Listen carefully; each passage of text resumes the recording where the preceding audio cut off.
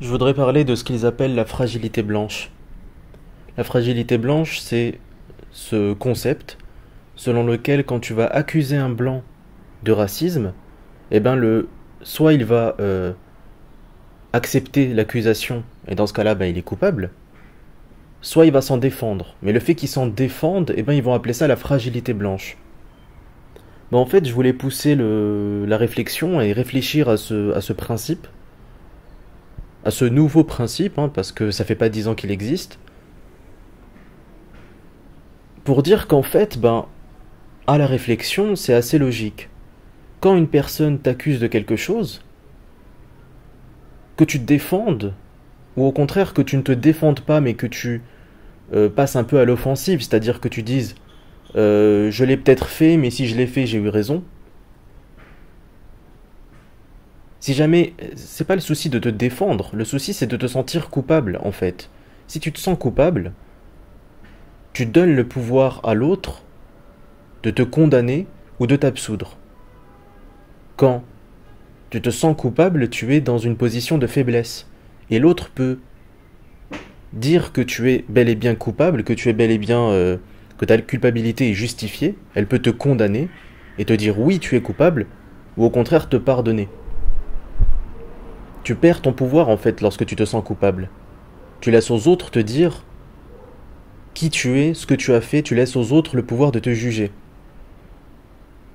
Et donc moi j'appellerais pas ça la fragilité blanche, j'appellerais ça plutôt la faiblesse. Alors blanche si vous voulez, mais pas fort. Mais c'est pas spécifique aux blancs. Mais pourquoi eux ils vont dire fragilité et non faiblesse? C'est parce que la fragilité c'est un état de fait. Si on dit qu'un objet est fragile, ça veut dire que dans sa nature il est fragile. Alors que la notion de faiblesse implique l'idée que ça peut ne pas être permanent. Or, en fait, eux, ils considèrent, pourquoi ils vont dire fragile, ils vont considérer que c'est dans la nature des Blancs d'être coupable, ou de devoir être coupable. Vu qu'ils ne laissent pas aux Blancs le choix d'être coupable ou non, pour eux, les Blancs doivent être coupables en tant que tels, à cause de leurs crimes passés, eh ben, ils vont inventer cette notion, mais c'est une notion qui existe déjà, ils ne font que, en fait, mettre un mot dessus, de fragilité blanche. C'est-à-dire que quand tu vas accuser un blanc de racisme, ou de raciste, oui, c'est ça, tu vas dire à un blanc qu'il est raciste, eh ben, il va se défendre. Mais en fait, vu qu'il se sent coupable, bah, tu peux lui enfoncer la tête dans la boue. Et tu peux lui dire, bah non, moi je suis noir, moi, mes ancêtres ont été esclavagisés par tes ancêtres, et donc je te dis que tu es raciste, je te dis que ce que tu as dit est raciste, et tu ne peux pas te défendre. Tu peux essayer de te défendre, mais si moi je te condamne, tu peux pas me dire, ben non, moi je suis blanc, et je décide de ne pas être raciste, je décide de ne pas être qualifié de raciste. Ben non, c'est à moi de te dire si t'es raciste ou non. Et donc c'est une position de faiblesse, c'est une position de soumission, c'est une position de fragilité qui est due au fait que les blancs se sentent coupables. Et c'est exactement la même notion que le racisme anti-blanc. Il fut un temps où on ne disait pas que le racisme anti-blanc n'existait pas. Et après, ils ont fini par dire, par spécifier, le racisme anti-blanc n'existe pas. Pourquoi ils disent ça? Pour dire, le blanc n'a pas à être protégé du racisme des autres. Le blanc, on n'a pas à servir ou à protéger ses intérêts. L'antiracisme doit protéger l'intégrité et les intérêts des Noirs, des Arabes et des étrangers de manière générale. Et jamais des Blancs. Les Blancs, c'est ceux qui donnent, ce n'est jamais ceux qui reçoivent. Et j'ai parfois dénoncé ce principe de dire que le racisme anti-blanc n'existe pas. En fait, actuellement, je suis à la fois d'accord et pas d'accord. C'est-à-dire que la notion d'antiracisme sous-entend que tous les peuples, toutes les ethnies sont égaux. Il n'existe qu'une seule race humaine. C'est ça l'antiracisme. Donc de dire qu'une race, qu'une ethnie, qu'un peuple ne fait pas partie de cette égalité universelle, c'est sortir de la notion d'antiracisme. Et même si tu arrives à trouver une justification et que cette justification est légitime, eh ben n'empêche que tu légitimises du coup le racisme. Tu es en train d'expliquer. Si tu me dis non mais le racisme anti-blanc n'existe pas, et je vais t'expliquer pourquoi. Ben, si ton explication est juste, donc tu me prouves que l'antiracisme, c'est tout l'antiracisme dans son ensemble, dans ce cas-là, qui n'existe pas. Puisqu'on ne peut plus considérer que tous les peuples sont égaux. Bien sûr, ils trouveront un moyen de dire oui, mais non, mais les blancs sont égaux, mais en même temps, ils sont pas égaux. Ben non, faudrait savoir. Soit ils sont égaux, soit ils sont pas égaux. Bien sûr, dans des cas particuliers, eh ben, dans une queue, par exemple, si le noir est avant le blanc, ben, tu fais passer le noir avant le blanc. C'est pas du racisme anti-blanc. Si le blanc est avant le noir, tu fais passer le blanc avant le noir. C'est pas du racisme anti-noir.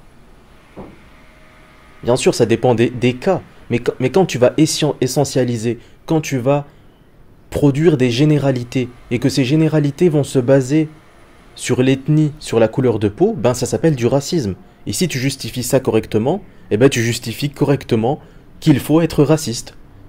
Et il faut appeler ça donc le racisme. Et moi, autant vous dire que ça me dérange pas. Ce qui me dérange, c'est l'hypocrisie. Ça me dérange. Le mensonge, ça me dérange. Mais le racisme, ben, les animaux sont racistes. N'importe qui est raciste du moment qu'il est naturel, en fait, qu'il est normal. Parce que le racisme, c'est simplement vouloir être proche des gens qui te ressemblent. Et c'est totalement normal de vouloir être proche des gens qui te ressemblent. Hein. Si des mecs écoutent de la musique rock, ont un look particulier, et que moi je viens avec mon look lambda me présenter à eux, ils vont me dire ben t'es pas des nôtres. À la limite reste avec nous 5 minutes, mais pas plus. T'es pas des nôtres, tu vas faire tâche dans notre groupe, dans notre bande. Et c'est normal. C'est normal. Le racisme, c'est simplement la catégorisation ethnique. C'est-à-dire que rejeter, mépriser par exemple les gros, ce n'est pas du racisme. Mépriser, rejeter les gens bêtes, ce n'est pas du racisme. Le racisme, c'est quand ça concerne l'ethnie ou la couleur de peau. Et ben en fait, c'est la catégorisation par rapport à l'ethnie ou la couleur de peau. Mais en fait, moi, ce que j'explique, c'est que la catégorisation, on l'a fait pour n'importe quel sujet. Bien sûr, il y a des critères qui sont plus importants que d'autres. C'est-à-dire qu'il y a des gens, ils vont s'en foutre de l'apparence des gens. Il y a des gens, que tu sois gros, mince, bien habillé, mal habillé, ils vont pas regarder ça. T'as des gens, ils vont pas regarder si t'es intelligent ou bête. Ils vont regarder ton look. T'as des gens, ils vont regarder ta richesse. T'as des gens, ils vont regarder ton ethnie. En fait, ce n'est qu'une catégorisation parmi toutes les catégorisations. Et vouloir en supprimer une, peu importe laquelle, que ce soit basé sur l'ethnie, basé sur l'apparence, basé sur la richesse, basé sur l'intelligence, basé sur l'opinion, basé sur le sexe, basé sur l'âge, basé sur quoi que ce soit, rejeter l'une de ces catégorisations et dire non, c'est pas légitime de rejeter quelqu'un pour cette raison, eh ben c'est totalement arbitraire, c'est totalement subjectif. Ça n'a aucun sens parce que ça dépend du contexte, ça dépend de ce que recherche la personne, en fait. Et donc on peut rejeter n'importe qui pour n'importe quelle raison. Et ça n'a rien de criminel, c'est naturel. Ça peut être criminel selon le contexte, encore une fois. Si, admettons, j'ai un bateau, qu'il y a un noir qui se noie, et que je dis non, je te prends pas parce que toi t'es noir, ben c'est criminel. Si quelqu'un se noie et que je lui dis non, je te prends pas parce que t'es gros, ou non, je te prends pas parce que t'es vieux, j'aime pas les vieux, ou t'es jeune, j'aime pas les jeunes, ou j'aime pas ta coupe de cheveux, enfin vous me direz avec l'eau, peut-être là sa coupe, elle tient plus, mais... ou ses habits. Là ça devient criminel. Mais quand c'est de rentrer chez moi, ben chez moi je fais rentrer qui je veux. En fait, quand c'est pas une question de vie ou de mort, ben c'est pas criminel dans ce cas-là. C'est normal qu'une femme, si elle veut ne pas vouloir sortir avec un gros, ben c'est son droit. Si elle veut ne pas vouloir sortir avec un noir, ben c'est son droit. Si elle ne veut pas ne pas vouloir sortir avec un blanc, ben c'est son droit. Peu importe pour quelle raison elle rejette une personne, ben c'est son droit, ça s'appelle la liberté. Et pour revenir sur le racisme anti-blanc, j'ai expliqué en quoi le racisme anti-blanc, ça n'a pas de sens, c'est un non-sens. Dire que le racisme anti-blanc n'existe pas. Je sais pas si j'ai bien formulé ma phrase. Dire que le racisme anti-blanc n'existe pas, c'est nier l'antiracisme. Mais en un sens, c'est correct. Je vais vous dire pourquoi. C'est parce que initialement l'antiracisme a été créé à travers la culpabilité des blancs. Donc il s'agit de taper sur les blancs. Il s'agit de leur prendre j'allais dire du fric, mais plus généralement des ressources, leurs terres, leurs femmes, il s'agit de leur dire que les blancs doivent donner, et les étrangers doivent recevoir, les blancs doivent s'effacer. En fait, on te dit dans un transport en commun, si tu vois une femme enceinte ou un handicapé, eh ben tu dois lui laisser ta place. Eh ben, on pourrait en fait, ça ne trahirait pas du tout les idées progressistes, dire la même chose pour un noir ou un arabe. Si t'es un blanc, que t'es assis sur une place de bus et que tu vois un noir debout, ben en tant que blanc coupable de l'esclavage, coupable de la colonisation et coupable de la Shoah, tu dois te lever et lui laisser ta place. Et peut-être il te dira non, c'est pas la peine, ben dans ce cas-là, reprends ta place. Mais sinon, en fait, tu dois lui dire, voilà, quand tu croises un noir dans la rue, ou un arabe, tu lui dis, ben, est-ce que tu veux de l'argent? Est-ce que t'as un endroit où dormir? Je peux t'héberger. Et s'ils te taxent de l'argent, enfin s'ils te volent, bah tu dois te dire, bah oui, c'est pas plus mal parce que je me repens de mes fautes passées. Bah c'est très chrétien, c'est très... En un sens, c'est beau, hein, en un sens. Le problème, c'est que c'est fait... Moi, ce qui me dérange dans tout ça, c'est que c'est fait de manière mensongère, de manière hypocrite. On cache ça. Moi, j'aimerais, moi, que les gauchistes parlent franchement et disent, on veut que les blancs arrêtent d'être fiers d'eux, arrêtent de s'aimer, arrêtent de vouloir vivre.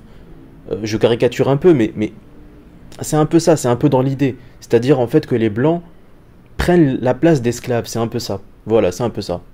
Et dans ce cas-là, ben moi j'aurais pas de souci avec ça. Je ne dis pas que je serais d'accord, attention. En revanche, je n'aurais pas de mépris pour ces gens-là. Je me dirais, bah oui, je comprends. C'est un modèle de société, oui.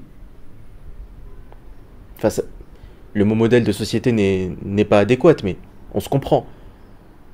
Chacun a le droit de vouloir ce qu'il veut, en fait. Ça fait partie de la liberté, encore une fois. Et effectivement, c'est-à-dire que ils considèrent que le racisme est abject. Et ils considèrent que leur antiracisme n'est pas abject et que ce n'est pas du racisme. Eh bien, le racisme de manière générale, je dis bien de manière générale, n'est pas abject. Le racisme, en fait, est neutre. C'est selon les contextes qu'il devient abject, ou positif, ou neutre. Mais leur antiracisme n'est pas de l'antiracisme, c'est du racisme. Jusqu'à là, il n'y a pas de souci. Mais leur racisme à eux est abject. C'est-à-dire que je vais donner un exemple. Admettons que Thomas et Emily marchent dans la rue. Et que là, il y a une bande de racisés. Hein, ce sont juste des non-blancs, en fait, on va pas préciser l'ethnie. Et que, qu'est-ce qu'ils font? Ils tabassent Thomas et Emily. Ils violent Emily sous les yeux de Thomas. Et ensuite, ils massacrent, ils trucident Thomas et Emily.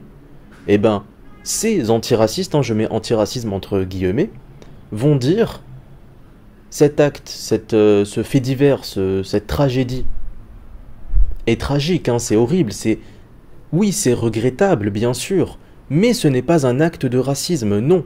Pourquoi? Parce que même si les agresseurs étaient, admettons, arabes, et que les victimes étaient blancs, ben, c'est pas du racisme. Même si les agresseurs n'auraient pas agressé leurs victimes, si leurs victimes auraient été arabes comme eux, ce n'est pas du racisme. Et même si les agresseurs ont agressé leurs victimes, précisément parce que ce sont des blancs, ce n'est toujours pas du racisme. Pour quelle raison? Eh bien, c'est très simple. C'est parce que Thomas et Emily, bien qu'ils sont morts, eh bien, de leur vivant, ils n'avaient pas de difficulté à trouver un emploi. Ils n'auraient jamais été... c'est quoi le mot? Discriminés en raison de leur couleur de peau et de leur ethnie. Thomas et Emily, de leur vivant, n'avaient pas de mal à trouver un logement. Ils n'auraient pas été discriminés en raison de leur prénom, de leur couleur de peau ou de leur ethnie. Alors que les agresseurs d'origine immigrée, eux, si, eux, ils peuvent être discriminés à cause de leur... non, c'est pas qu'ils peuvent, c'est qu'ils sont. Voilà, en fait, ils sont discriminés en raison de leur origine ethnique.